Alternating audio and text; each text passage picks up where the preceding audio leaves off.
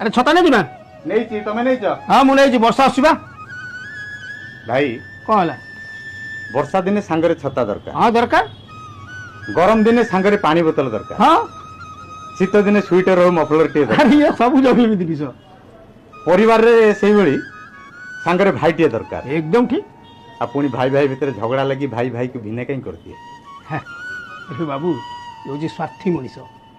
ସିଏ ଯେତେବେଳେ ନିଜକୁ ନିଜ ଶକ୍ତିଶାଳୀ ଭାବେ ନା, ସେ ସେଥିରୁ ନିଜ ରାସ୍ତା କାଟେ, ପରିବାରକୁ ଅଲଗା କରିଦିଏ, ନିଜ ବାହୁରେ ଦେଖିବା ହେବାକୁ ଚେଷ୍ଟା କରେ, କିନ୍ତୁ ସବୁ ଲୋକ ନୁହନ୍ତି, ବୁଝିଲୁ?